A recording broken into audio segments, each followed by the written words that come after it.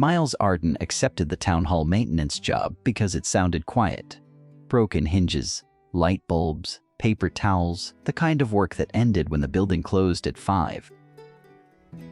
Calm on his first morning, his dog Scout ignored the front lobby and led him to a narrow side counter near the back entrance, where the floor was worn smooth in a half moon. The clerk called it unused space. The mayor called it storage. But Scout kept bringing uneasy residents there, one after another, until Miles realized the counter had been built for something the town had forgotten. Not a matter of fact. The building sat at the corner of Harbor Road and Juniper, a brick box with a flagpole, a cracked planter, and a front door that stuck whenever the air turned damp. Miles arrived before sunrise with a ring of borrowed keys, a canvas tool bag, and Scout padding beside him like he had already inspected the place in a dream. The job notice had said, maintenance assistant, part-time, flexible hours. What it meant in practice was that every hinge, thermostat, folding chair, and rolling cart would become his problem by noon cam. Miles did not mind. For 22 years in the Navy, his life had run on lists, labels, routes, and exact storage. He had been a quartermaster, the kind of man who could find the spare gasket, the weather log, or the missing signature because he remembered where people placed things when they were tired. He had left service with a stiff shoulder, a habit of waking early, and a patient brown dog who read rooms better than people read signs. Scout was allowed in the building because the town manager had met him once and trusted him immediately. Matter of fact, the town hall lobby looked simple from the doorway. A front counter stretched along the left wall, glass above it, clipboards below it, and a sign that said forms here in blue block letters. Across from it were 3 chairs, a rack of pamphlets, and a small table with a plastic fern. But the first clue was on the floor behind the lobby. 10 feet past the front counter, near the back entrance, the tile changed shade, not by much, just a pale crescent where hundreds of shoes had stood in the same patient curve. Scout found it before Miles did. He walked straight to the crescent, sniffed the counter leg, and sat with his tail wrapped against his paws. The counter itself was narrow, barely wide enough for a clipboard and a coffee mug. It had no sign, no computer, and no chair behind it. 2 cardboard boxes sat underneath, filled with outdated printer cartridges and extension cords. Someone had taped a laminated evacuation map to the wall above it, but the tape had yellow curious. Scout looked from Miles to the counter, as if waiting for him to notice the obvious. Calm Miles ran his thumb along the counter edge and felt the shallow groove, smooth from long use. He had learned to trust wear marks. A drawer with a missing handle told him more than a meeting memo. A polished patch near a door could explain a whole routine. The side counter had not been decorative. People had leaned there, filled out papers there, and stood close enough to talk in low voices. The building had a loud front desk, bright lights, and glass panels. This counter felt different. It felt like a place someone had made for one person at a time. Matter of fact, Janelle Pierce, the town clerk, arrived at 8 with a mug of tea and a canvas tote stuffed with folders. She was practical, brisk, and already answering the phone before she reached her desk. When Miles asked about the side counter, she glanced over her glasses and shrugged. It had been there before her time. People dropped packages on it now and then. Delivery drivers liked the back entrance when it rained. As for the worn floor, she said, older buildings had odd marks everywhere, then pointed him toward the basement mop sink that had been leaking since April. Matter of fact, by 9:30, the front lobby was doing what front lobbies do. A man in a paint-spattered sweatshirt came in for a shed permit and left with 3 forms he did not understand.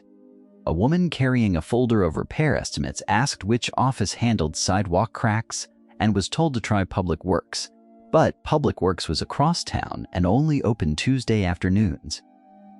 An older resident named Arlene Wicks stood at the front counter blinking at a renewal packet, while the phone rang behind the glass. Calm Scout rose from the side counter and walked to her. He did not bark or tug.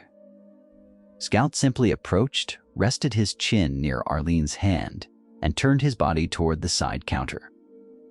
Arlene followed him because people often followed Scout without deciding to hom away from the glass. Her shoulders dropped. She placed the packet on the narrow counter, found her reading glasses, and told Miles she could fill out the first page, but not the second, because the instructions used 3 different names for the same department. Miles looked at the form, looked at the counter groove, and slid her a pencil from his shirt pocket. That was the second clue. The counter was the right height for writing while standing, and the wall had 2 tiny screw holes spaced exactly where a pencil cup bracket might have been. Miles measured them with his eyes, then checked the boxes underneath. Bah! Printer cartridges, cords, an old label maker with no tape. Behind the label maker sat a bundle of colored index cards held by a rubber band. Blue, yellow, green, coral, and white. Each card had a faded symbol in the upper corner and a few plain words written in black marker. Blue said rides, yellow said permits, green said repair list, coral said job leads, white said new business. Whoop wistful. None of the cards had dates. Some had names crossed out, others had phone numbers with old exchange prefixes, and several had small check marks beside them. The handwriting was careful, but not formal. It looked like the work of someone who knew people came to town hall carrying questions that did not fit a single department. Miles turned the cards over. On the back of a yellow one, someone had written, "Ask what they are trying to do before naming the form," drawn out. The sentence stayed with him through the rest of the morning. Matter of fact, ask what they are trying to do. At the front counter, people were asked what form they needed. If they did not know, they stood there feeling foolish while the clerk hunted through drawers and the phone kept ringing. At the side counter, the old cards suggested a different order. Start with the purpose. Build the path after that. Miles had spent years watching simple confusion become delay because the first question was wrong. Scout seemed to understand that before anyone said it out loud matter of fact. At lunch, Miles took his sandwich to the break room and found a corkboard leaning backward against the wall behind a stack of folding tables. Its brown paper back-faced out, and someone had taped a holiday schedule to it. Scout nosed the bottom edge, then sat until Miles moved the tables. The corkboard was heavy with dust. When he turned it around, a faint grid appeared beneath the stains. Pinholes formed columns. Faded labels ran across the top in pencil. Rides, permits, repairs, work, shop, follow-up. The board had been used for sorting, not decorating. Miles could see the ghost shapes where cards had hung in rows. Under follow-up, the pinholes clustered so tightly they looked like woven cloth. Matter of fact, there were no names left, only pressure marks and a few torn corners. One coral corner still held to the board under a pin. It had 3 words on it. Call Lenora Backham. Miles did not know Lenora, but the wording told him something. Whoever ran the counter had not just handed out pamphlets, they had promised to return to people. Matter of fact, Janelle found him studying the board and sighed as if the building itself had set another task on her desk. She did not object to him cleaning it, but she warned him that old paper trails caused arguments in small towns. Miles told her he was not looking for a paper trail. He was looking for a routine. Matter of fact, that answer made her pause. Routines were safer than stories. A routine could be rebuilt without accusing anyone of forgetting. She touched the faded labels with one finger and said the last person who might remember was probably Gloria Nem, who volunteered at the library archives on Thursdays. Matter of fact, that afternoon, the town manager, Connie Pike, gave Miles a list of maintenance priorities: fix the drip in the basement, replace the meeting room bulbs, move surplus chairs to storage, scrub, tape residue from the election sign frames, She spoke quickly, already late for a budget call. Miles asked whether he could clear the side counter after the leak was handled. Connie frowned, not angry, just puzzled. She said the counter was not a service point, and she did not want residents lining up at two places. Scout, lying beside the counter, opened one eye. The next clue arrived before closing. A man named Reuben Vale came in through the back entrance, carrying a folder and a set of keys on a worn leather strap. He stopped at the side counter before noticing it was empty.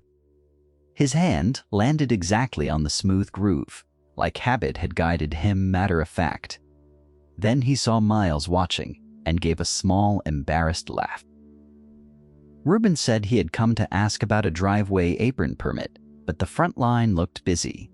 He had not been inside town hall for months, yet his body remembered that counter-calm Miles did not press him. He asked what Reuben was trying to do. Reuben wanted to widen the driveway by 3 feet so his sister could park closer when she visited with groceries. The permit packet had diagrams and fee codes, but the real question was whether the curb cut already existed on the town map. Miles took him to Janelle, who found the map in under 2 minutes once she knew the purpose. Reuben left with 1 correct form instead of 4. Scout walked him to the back door and then returned to the counter as if checking off a box. Matter of fact, by the end of the first day, Miles had fixed the basement drip, replaced 4 bulbs, and cleaned nothing from the side counter. Instead, he had placed the colored cards in a neat row under a paperweight and leaned the corkboard against the wall where he could see it from the mop closet. He told himself it was only curiosity. Maintenance workers notice buildings. They notice where a door rubs and where water gav. Curious. But when Scout refused to leave until Miles slid the counter boxes aside, curiosity became a small responsibility. Calm under the boxes, the floor told a clearer story. The worn crescent was not random. It lined up with the back entrance, the counter, and a narrow strip of wall where a sign had once hung. 4 screw holes made a rectangle. Below them, the paint was cleaner than the surrounding wall, protected for years by something flat. Miles lifted his phone and took a picture for his own reference, not to make trouble. The building had once directed people here. Later, someone had removed the sign and left the habit behind. The next morning, Scout started the day by lying beside the side counter instead of under Miles's desk, in the maintenance room. Janelle noticed and said the dog had better instincts than the floor plan. Her tone was dry, but she set a cup of pencils on the counter before she went back to the front. That tiny permission changed the room. A pencil cup made the counter look less abandoned. Within an hour, Arlene returned with her renewal packet and brought a neighbor named Sal Decker, who needed help finding the right contact for a roof repair rebate. Sal had already called 3 numbers. Each office had sent him to another office, and each office used a different term for the same program.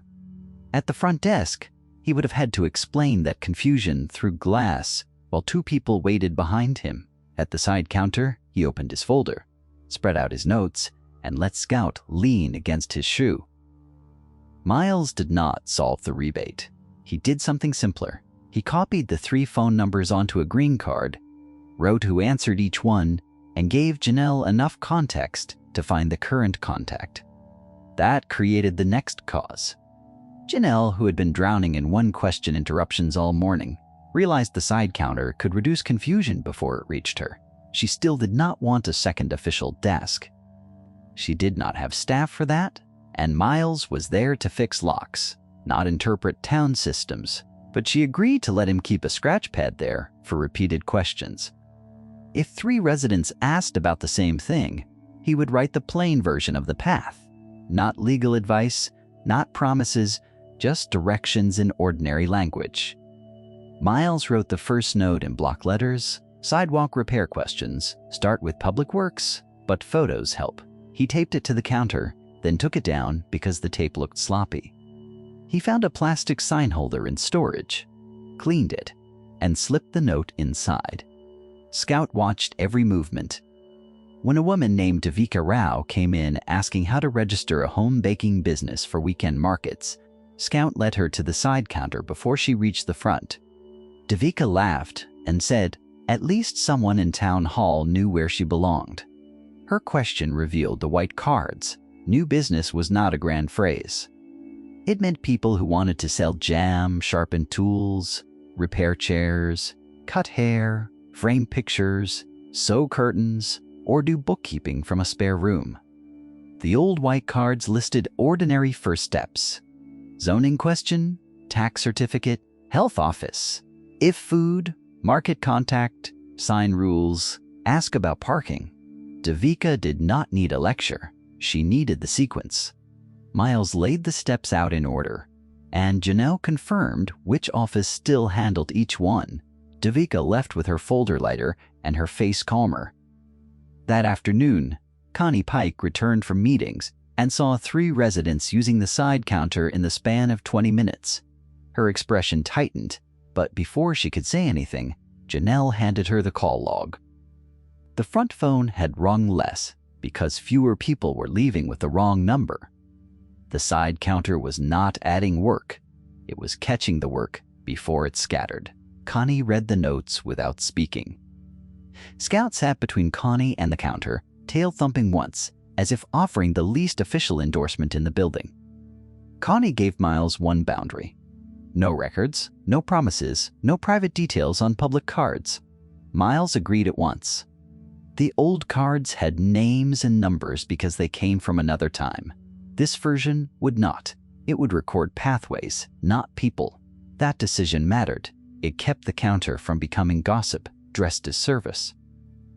Miles bought a pack of fresh index cards on his own lunch break, then chose colors that matched the old system: blue for rides, yellow for permits, green for repairs, coral for work, white for small business. He was careful with blue. Ride questions could become sensitive quickly, and the town did not run a taxi service, but the old blue cards were practical, not sentimental.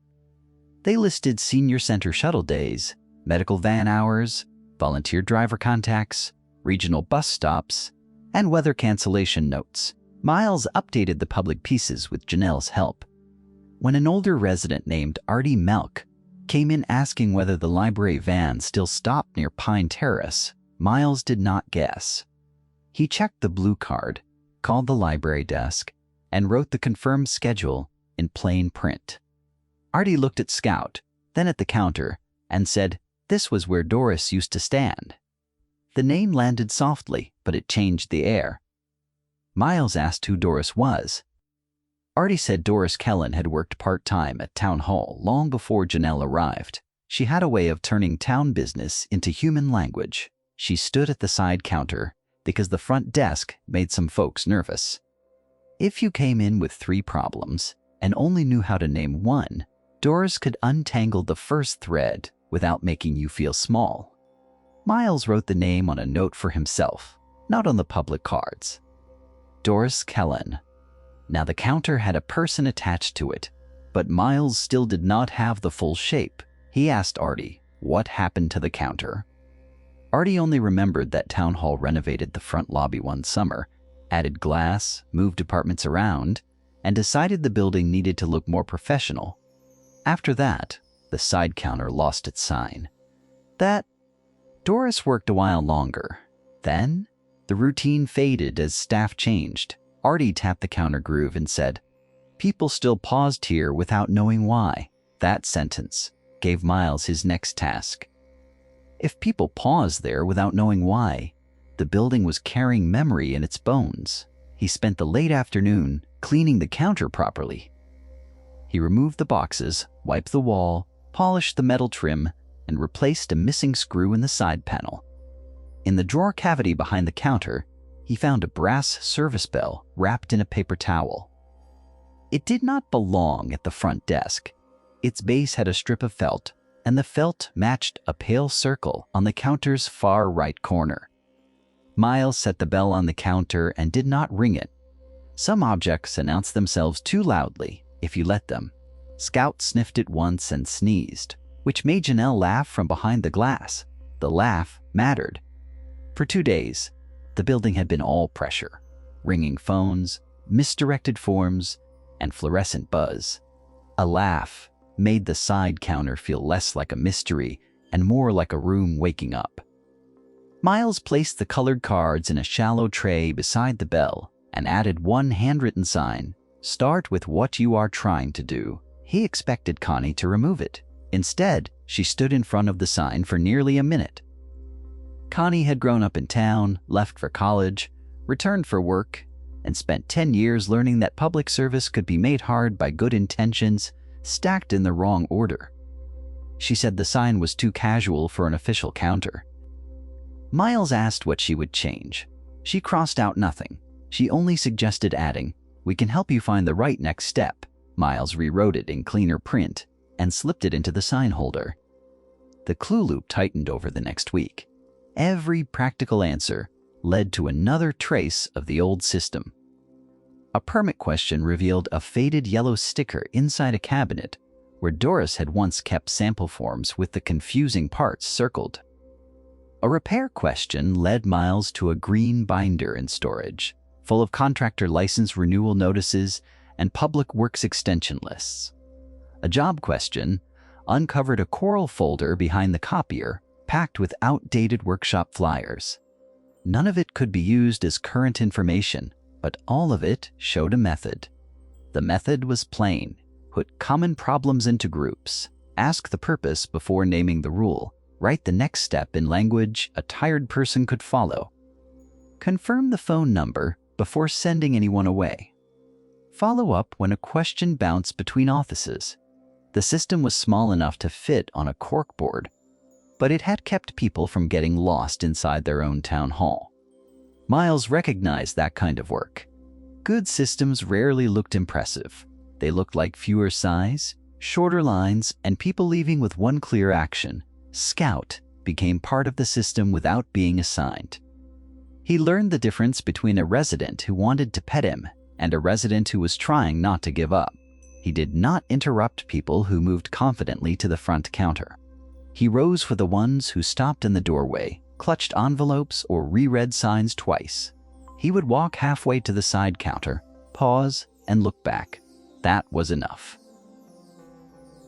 A dog could invite someone to step away from the glass without making the move feel like failure. One rainy Thursday, Gloria Nem arrived from the library archives with a flat folder tucked under her coat.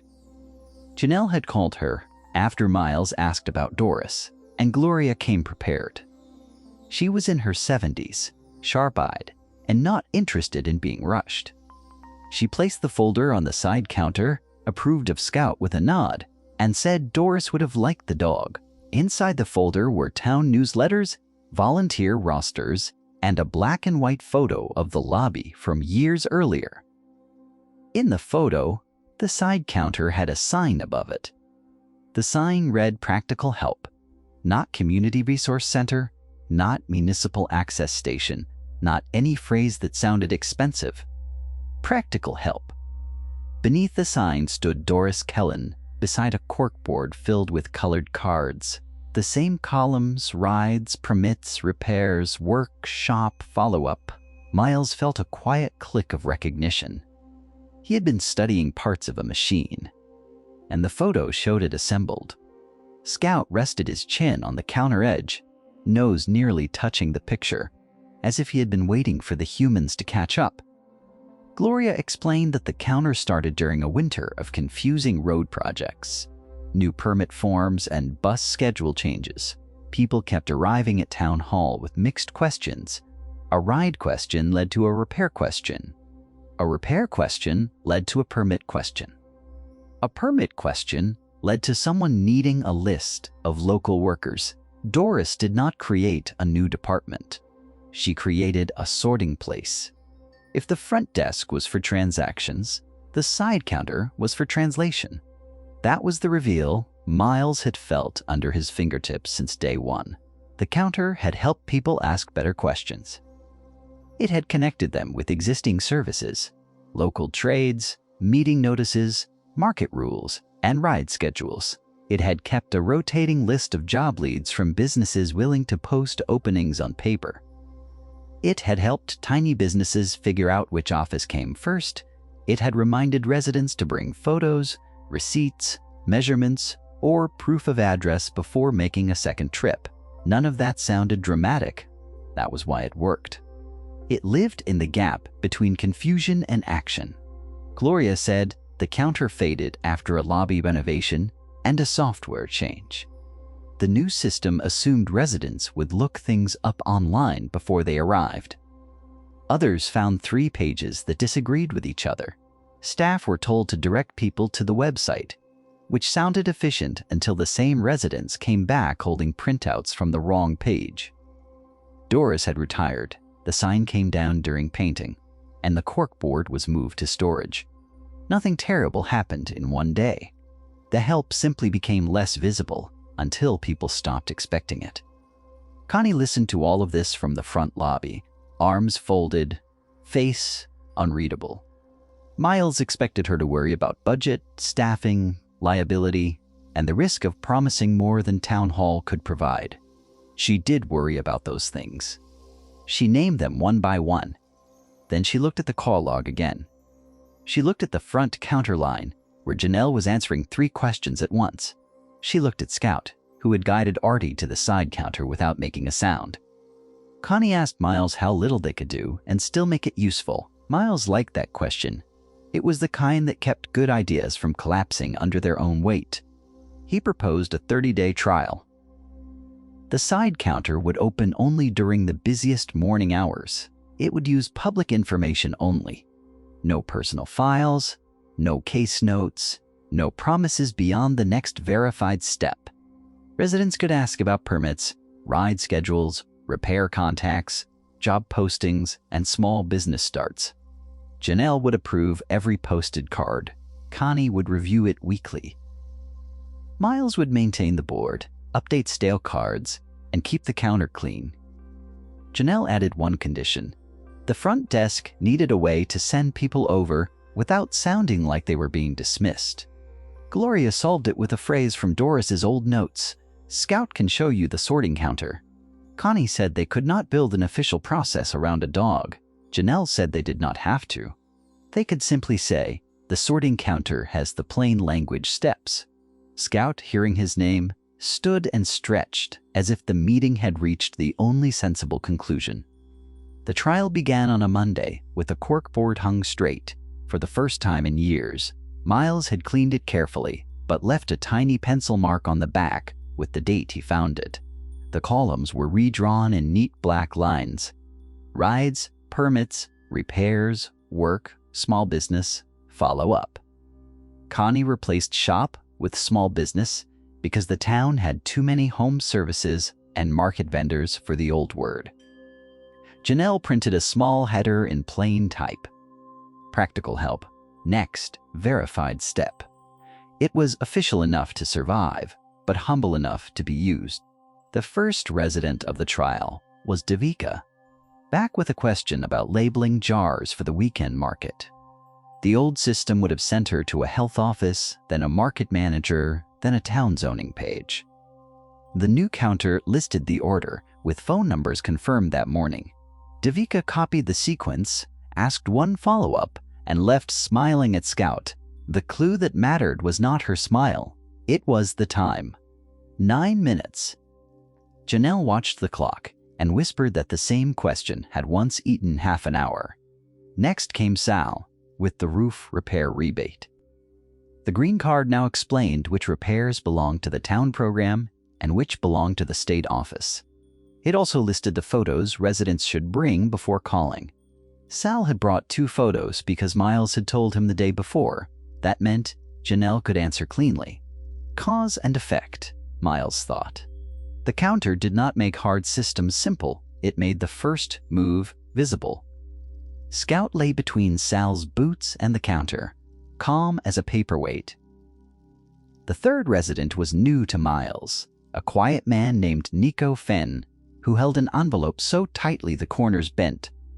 He needed to know whether a basement studio in his house could be used for watch repair. He had searched online and found zoning pages, business certificate pages, and a fee schedule from 4 years earlier. At the front counter, he would have apologized for not knowing the right term.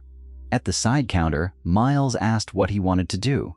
Nico said he wanted to fix watches by appointment and put a small sign in his window. That answer narrowed the path. White card first, then zoning, then business certificate, then sign rule. Janelle confirmed the sign size. Connie, passing through, pointed out that appointments affected parking. Miles added parking to the white card only after Janelle checked the ordinance summary. Nico copied each step slowly. Scout pressed his shoulder against the man's knee, and Nico's hand opened around the envelope. The emotional bridge was quiet, but Miles saw it. People could hear instructions better when their bodies stopped bracing for correction. By the end of the first week, the side counter had handled 43 questions. Miles knew because he kept tally marks by category, not by name. Yellow permits lead, followed by green repairs, then white small business. Blue rides had fewer marks but more careful follow-ups. Cora work questions were the hardest because job leads changed quickly. Gloria suggested partnering with the library, where postings were already updated twice a week. Connie approved one shared folder, and Janelle wrote the first Coral card with the library's current hours. Every new improvement came from a practical snag. When residents leaned over the counter to copy phone numbers, Miles added a clipboard. When they asked whether they could take cards home, Janelle created duplicate half sheets. When someone returned with a stale phone number from an old green binder, Miles stamped retired on the old pages and moved them to archives. When Scout kept sitting near the back entrance on wet mornings, Miles put down a mat so shoes would not slick the tile. The counter grew by solving one small annoyance at a time. There were objections, because any visible change in a town building draws objections. One council member worried the counter made town hall look old-fashioned. Another asked whether it encouraged people to avoid the website. Connie answered both with numbers.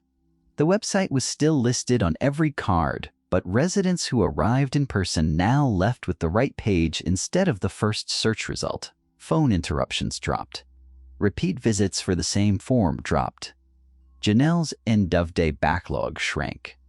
Miles did not speak at that meeting until Scout settled under his chair and the room quieted. When Connie invited him to explain the counter, Miles kept it plain. He said the building already had the tool. Doris had made it. The town forgot where it put the tool. Scout found the place people still needed. All they had done was clean it, update it, and set rules around it. He did not make the story larger than it was. Public service did not need a grand speech. It needed a counter at the right height, a card in the right color, and someone willing to ask the first question in a kinder order.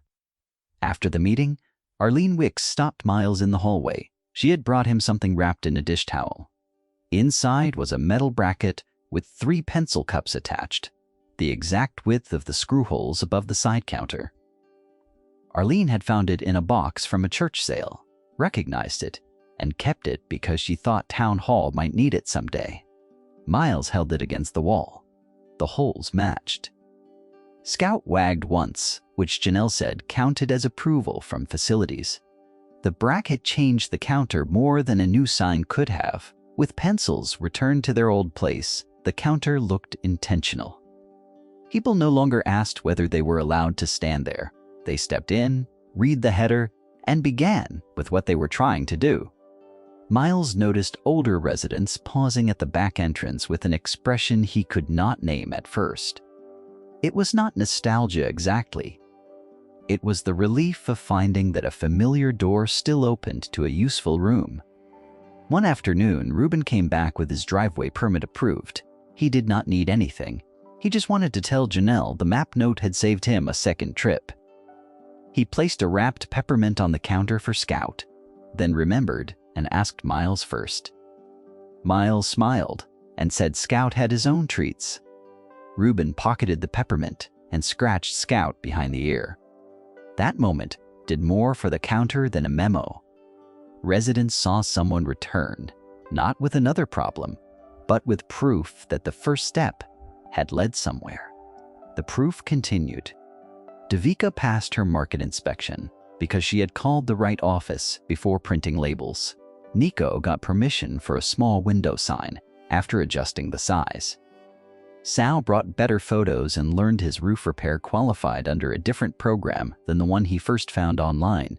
Artie stopped missing the library van because the blue card listed the updated pickup spot. None of these outcomes were miracles. They were the ordinary results of taking confusion seriously before it hardened into resignation. Miles began arriving earlier. He told himself it was because the boiler made a strange tick at dawn, and the lobby floor showed streaks in morning light. The truth was simpler. He liked seeing the side counter ready before the first resident opened the door. He liked aligning the cards, sharpening pencils, checking yesterday's notes, and making sure Scout's water bowl was tucked where no one would trip. The ritual reminded him of the best parts of service life: preparation, clarity, and the quiet pride of having the right thing ready before anyone asked. Scout developed rituals too.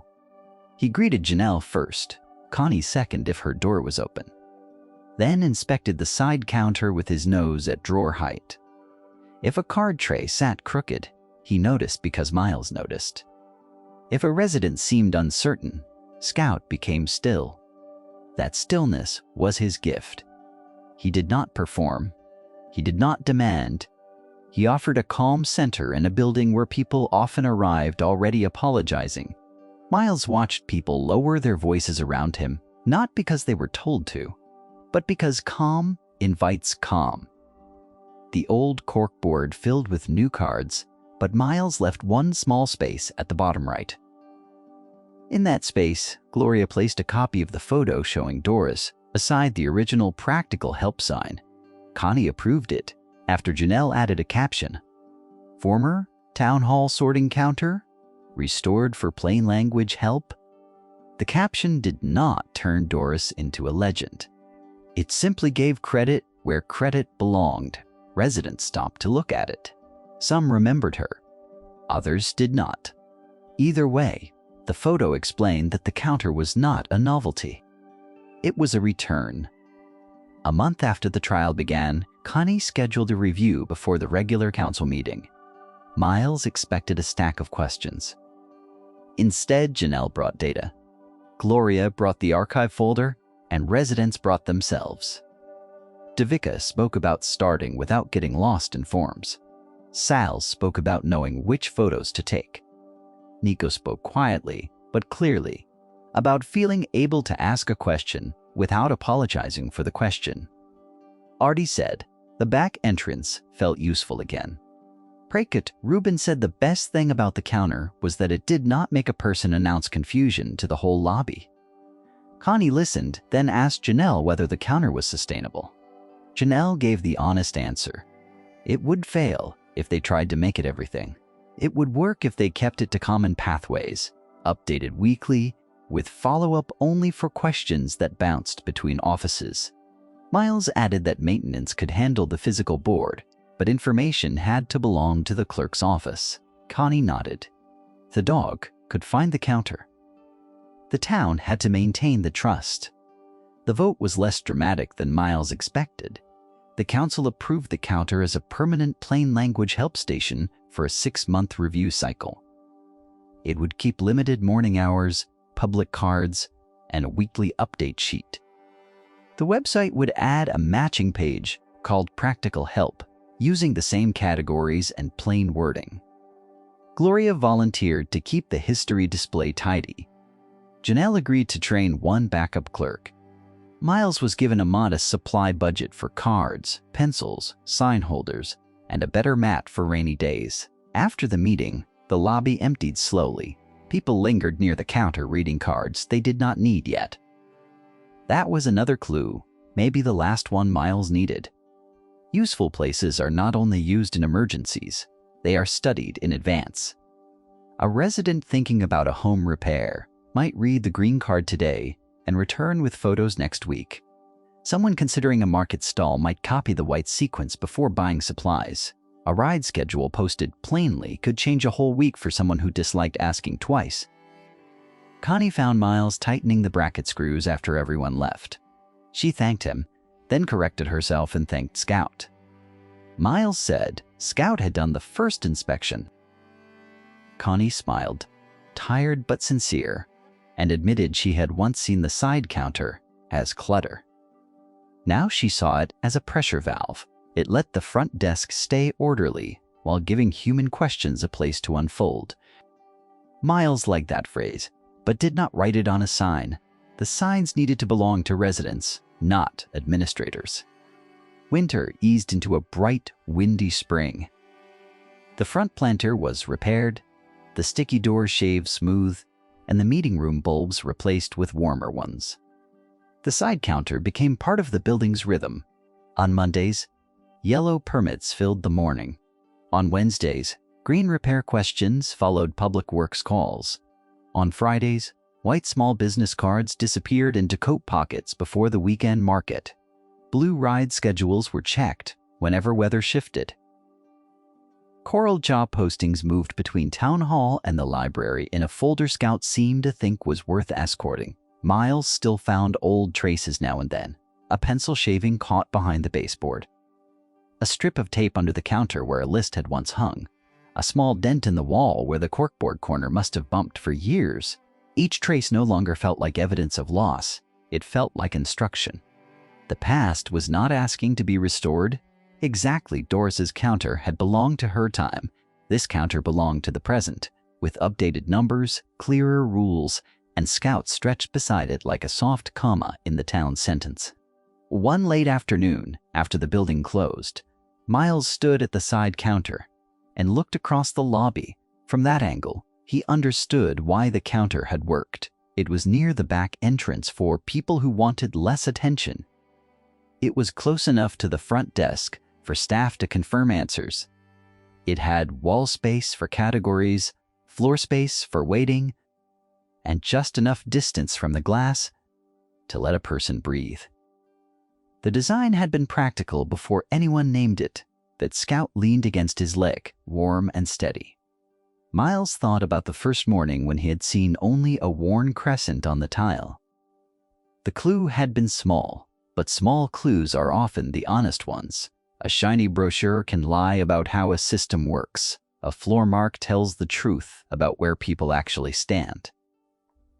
A counter groove tells the truth about how long they stay. A backward corkboard tells the truth about what was put away before anyone decided whether it was still needed. Scout had followed those truths with his nose and his quiet certainty. The town did not become perfect because of a counter. Forms were still forms. Offices still closed for lunch. Budgets still forced choices, and websites still hid useful pages under words nobody used in conversation. But the path into the building changed. Residents who arrived with a knot of questions could start with a purpose. Staff could answer with the next step. The dog could bridge the awkward moment between needing help and accepting it. That was enough to change the feeling of the room. On the day the new practical help page went live, Janelle printed the first screen and pinned it beside the photo of Doris online, and in person now matched. The same colors, the same categories, the same playing words. Gloria said Doris would have pretended not to fuss over it and then checked every comma. Connie said the town should have done it years ago. Miles said they had done it now. Scout, who had no opinion about websites, slept under the counter while 3 residents copied phone numbers above him. Near closing, Arlene came in with no packet, no folder, and no question. She brought a small ceramic dish for paper clips because the counter still needed one. It was blue, chipped at the rim, and exactly the right size. Miles set it beside the pencil bracket. Why? Arlene touched the counter edge and said she used to come through the back door because the front made her feel rushed. She had forgotten that until Scout walked her over on Miles's first day. Memory, Miles thought, sometimes needs a guide with 4 paws. When the last resident left, Janelle lowered the front counter shade. Connie turned off her office light, and Gloria carried the archive folder back to the library. Miles swept the lobby in slow lines, Careful around Scout's sleeping spot. The half moon on the floor was still visible. He did not plan to buff it away. Some marks deserved to stay. They showed where patience had gathered, where questions had softened, where a town had once made room for people who needed a clearer first step. Miles locked the front door, then paused at the side counter before leaving through the back. The colored cards sat squared in their trays. The corkboard hung straight. The bell rested silent on its felt circle. The photo of Doris watched over the new sign without demanding attention. Scout nudged Miles's hand, ready for the evening walk. Outside, the streetlights blinked on, and the town hall settled into a quiet that no longer felt empty. The counter would be there in the morning, waiting for the next person to say what they were trying to do.